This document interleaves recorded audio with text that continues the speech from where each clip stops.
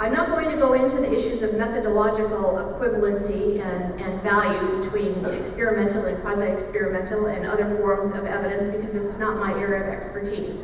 But I think that the debate has been a healthy one, and I just draw your attention to a new study by Marcel Fafchamp in Africa, where they're having the opportunity to do some actually controlled trials of interventions using assessment, different methodologies, looking at the same interventions across a variety of controlled experiments, and they're coming up with some very interesting results.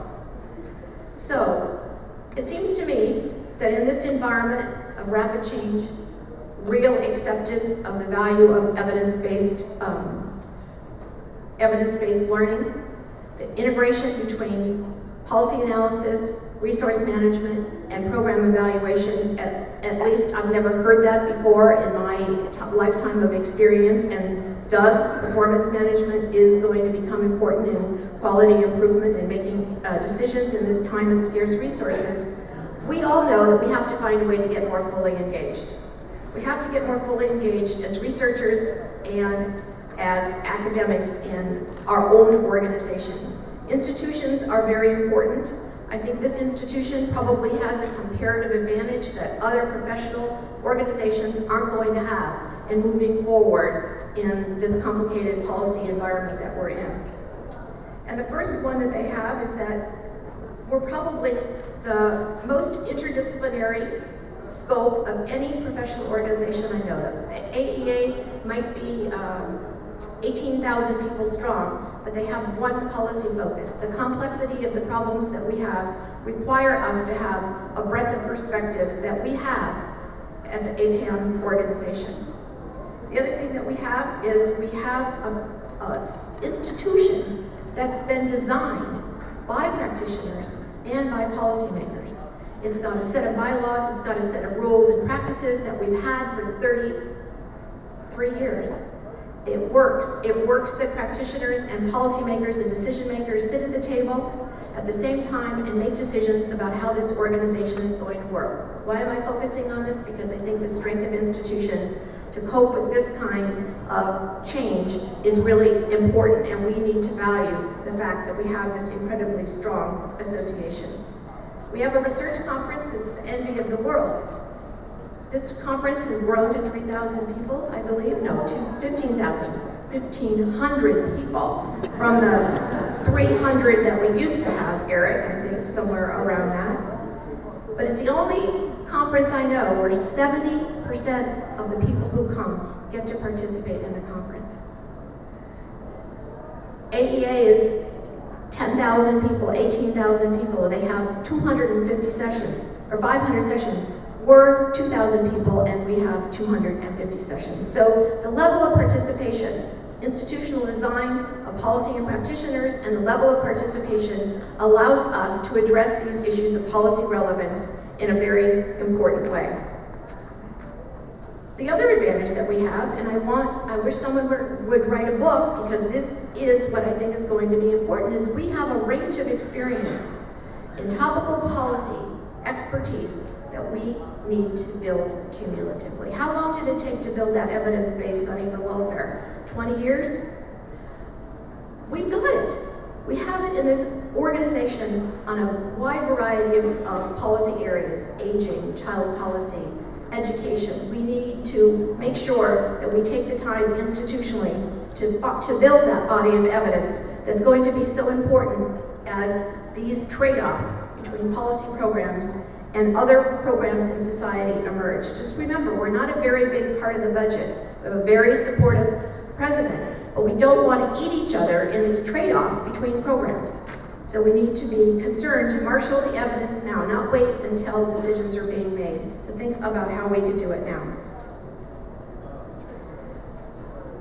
Our well-developed networks, what's important in this environment is our well-developed networks. We have a strong institution, we have an interdisciplinary institution, we have an institution that is fully participatory. Perhaps not as participatory as we would like with the full range of practitioners and policymakers we want, but it beats any other academic interdisciplinary organization I know for being in a prepared position to deal with the complex issues. We should build these networks. We are not small anymore. We're 10 times as big as we used to be probably, but we've got these networks. These networks are valuable. What's valuable in this new economy is what? It's knowledge. It's knowledge and the ability to connect with other people, to take advantage of the knowledge, to make these decisions not in a 30-year time frame, not in a 15-year random trial time frame in all cases, but quickly. We've got the capacity as an institution to do it.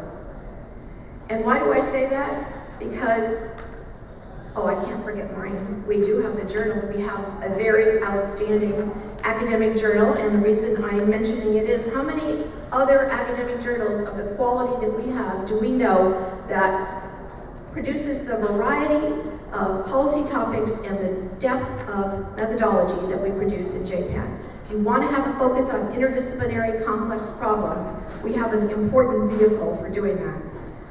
And I think that other people aren't going to necessarily have the capacity to develop the kind of institutional strength that we have. So we have a strong starting point to enhance our own institutional capacity. As Paul said, we've been engaged in a planning and strategy process over the last 2 years, started by our presidents, Sonny Ladd and Rich Berghauser. It's important. Why did 3 presidents take their time, and now Paul, take their time to build this organization? Because I think that we saw the strength that the organization can have. And the challenge for us is to keep our character, keep our quality, keep our perspective, and respond to the demand that's out there. Because as a dean, I sit there. Every scientist wants one of us on their grants. Every other dean wants to know how we manage our resources and our policy. I think you're going to be surprised by the level of demand that's going to be put on you because you've got this ability to apply research theory to practice and to take your practice results to the practitioners. That's the deal. Take your theory to practice, and we can do it.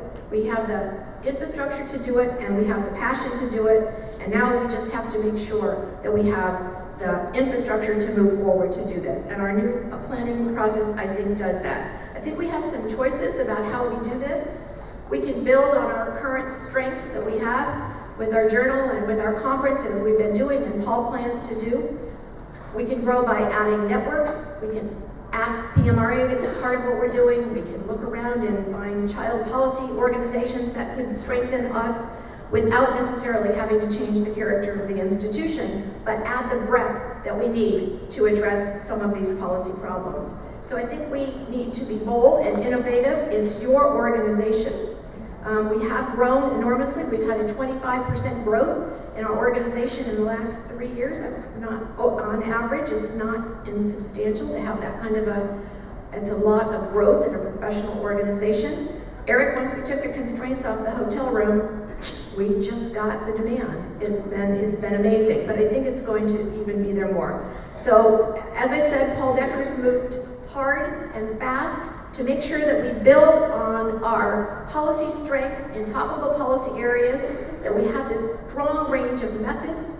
We know a lot about data. We've added informatics to what we're doing, but now we have to look across the areas and pull the strengths to figure out how do we improve child welfare, education, health, different strategies that we know are going to be the real complex outcomes that we have. Well, now I'm going to get to my favorite part, because here's another institution that I'm passionate about. And I'm passionate about our public policy schools. They're only born in the 1970s. I don't know who else is in the room, but I was the first graduate of the Goldman School of Public Policy in 1971. So there are other people who had this experience. It's a very important point that we do not ignore our curriculum. Our curriculum is central to how we're going to bridge between theory and practice. How many people can you name who are making this transition in the federal government, in the state governments, to an evidence-based resource management continuous program, who are talking to each other who used to be our students? This is one of the best assets we have.